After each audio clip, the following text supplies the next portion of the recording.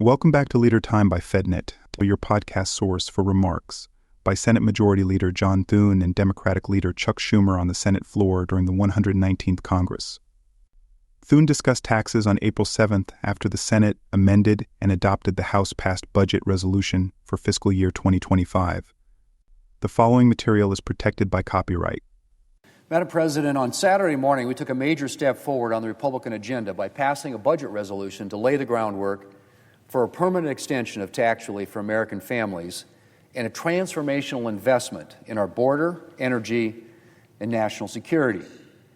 And while I think Republicans' goals are obvious, for the sake of my Democrat colleagues who still seem to be operating under the delusion that we're here to hand out tax cuts to billionaires, let me review what we're doing and why we're here.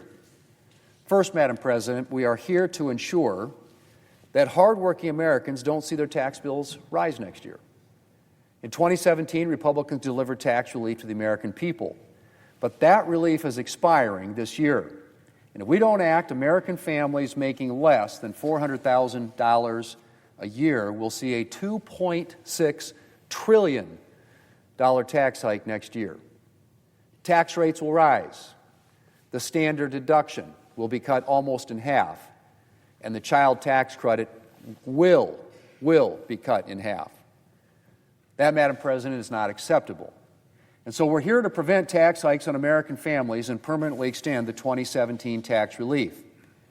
Second, Madam President, we are here to address the remains of the Biden border crisis, bolster our military readiness, and unleash American energy production.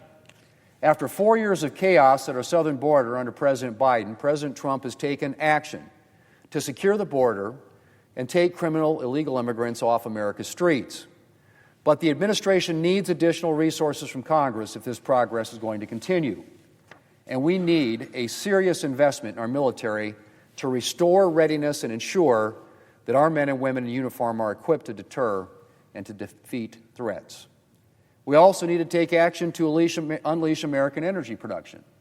The Biden administration put us on a dangerous trajectory by seeking to stifle domestic conventional energy production, and we need to recommit to domestic production to protect our nation and ensure that the American people have a reliable and affordable energy supply both now and in the future.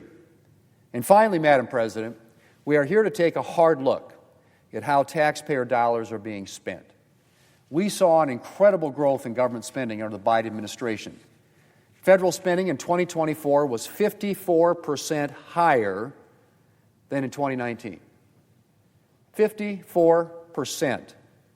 And so Republicans are going to take a good, hard look at how taxpayer dollars are being spent and work to return us to a more sustainable spending and fiscal trajectory.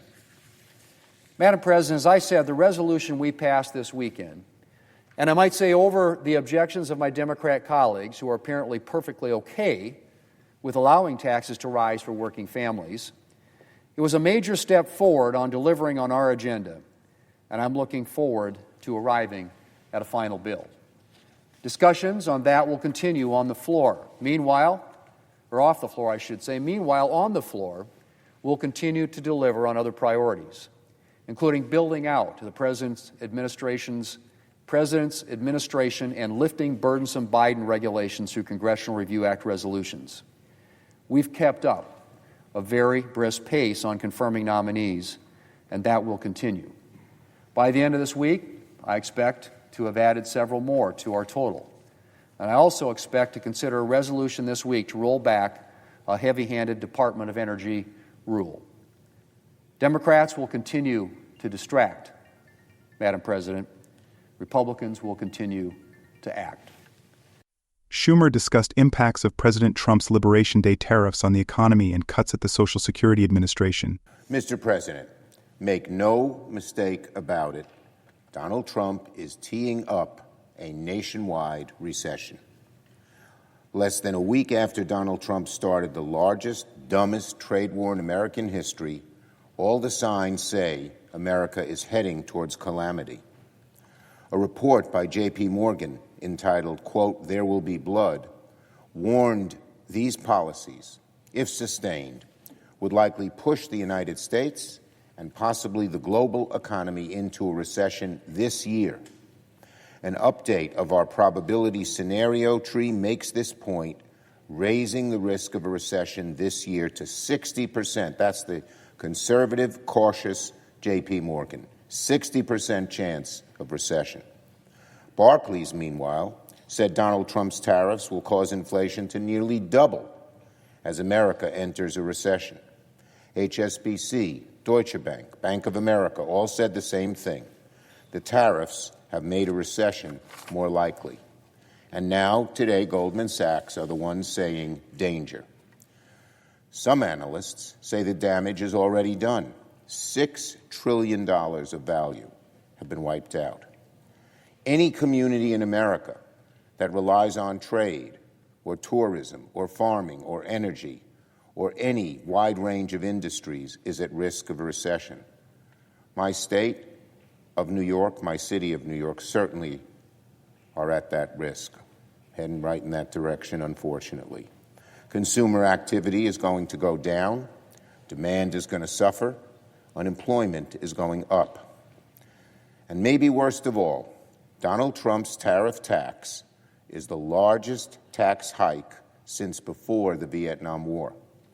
Families will pay $5,000 extra a year for groceries and appliances, for drugs, for clothes, for cars, for gasoline, and so much more. Everywhere they look, Americans are going to see prices going up, going up.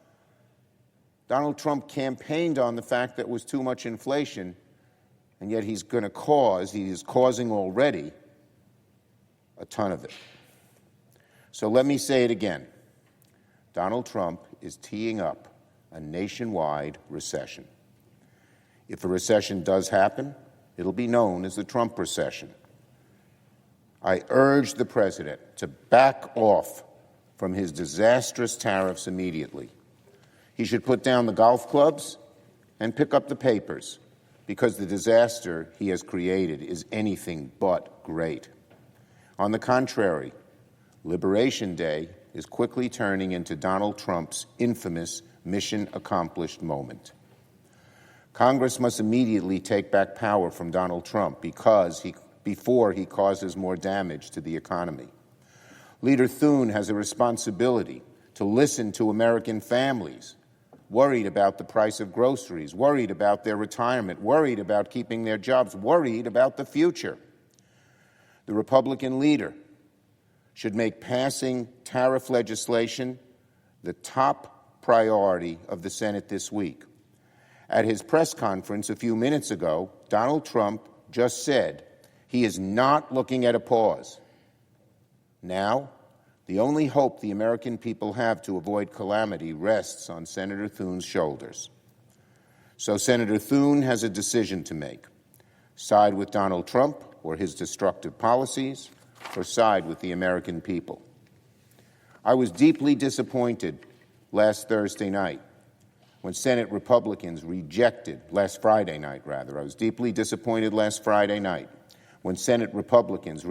my measure to halt any tariffs since January 20th if prices for groceries and medicines and other essential goods went up. I hope Republicans reconsider their opposition the next time we vote in reconciliation, or else they'll continue to get an earful from their constituents back home. Talk about canceled town hall meetings that Republicans had to do in the House. They're going to have to cancel a whole lot more of them unless they start listening to the American people. This shouldn't be a partisan issue. Most senators know deep down these tariffs are a disaster for the country. On Social Security, while markets plunge and retirement accounts reel from Donald Trump's tariffs, Elon Musk and Doge are taking a blowtorch to Social Security. This morning, the Washington Post reported that the Social Security website is facing widespread and repeated outages. People can't log on and see their benefits. Millions of low Americans even received messages saying, quote, they're not receiving payments at all, causing widespread panic. First, Doge shut down local security offices. Then it shut down phone services. Now seniors can't even go online. What the hell are they supposed to do? Anyone who thinks Elon Musk isn't trying to destroy Social Security should look at how they're crashing the website, how they're shutting down offices, how they're closing phone lines. Now they're even proposing another massive round of layoffs.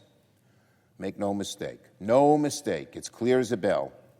Elon Musk is cutting Social Security benefits when he said that it was a Ponzi scheme, so ridiculous and so false and so mean.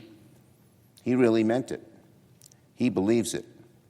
When offices close down, when websites crash, when phone lines shut off, that's no different than cutting benefits. So, when Elon Musk says that Social Security should be eliminated, he's finding ways to make that happen.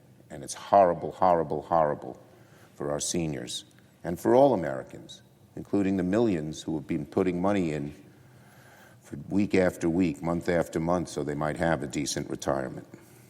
Last week, Senate Republicans voted against 3 amendments by Democrats to protect Social Security from DOGE, including an amendment by Senator Ossoff reversing the mass layoffs and office closures. What did Republicans do? They said no. Shameful. Social Security is the greatest crisis ever. Senate Republicans are now complicit. The longer Republicans allow Elon Musk to threaten people's benefits, the greater the political blowback is going to be. And with these issues, the tariffs, the Trump tariff tax, destroying so much of Social Security, the American people are learning that Donald Trump is betraying them. Everything he said in the campaign, so much he said in the campaign, he's just doing the opposite. And it helps the billionaires and hurts the American people. And that's the third thing I want to talk about, the Republican billionaire tax breaks. In less than 3 months, Donald Trump has unleashed more chaos upon the American people than any previous president. His tariffs have hit families with the largest tax hike in half a century. Elon Musk and DOGE are sabotaging Social Security and Medicaid and Medicare from within, with massive layoffs, funding cuts, crashing websites. The market is having its worst days since the COVID crisis, sending 401ks reeling. And what are Republicans in Congress doing? They're cutting taxes for billionaires and paying for it by cutting Medicaid. And now the billionaire tax breaks will add $37 trillion to the debt. Adding $37 trillion to the debt was bad enough without having to take into account President Trump's tariffs. But now that these tariffs are making the recession more likely, it would be malpractice for Republicans to move forward. The ball is in the House Republicans' court. They can see for themselves just how fiscally reckless and ill-conceived the Senate bill is. They should reject it. Donald Trump's obeisance, or Republicans' obeisance to Donald Trump's increasingly unpopular agenda will cost them dearly in the future. Yield the floor. This program is copyrighted by Federal Network, Incorporated, and provided only for informational and educational purposes. Unauthorized reproduction, distribution, or use of this episode without expressed written permission from FedNet is prohibited. Thanks for listening to this FedNet podcast. You can watch live action from Congress on our YouTube channel at FedNet TV.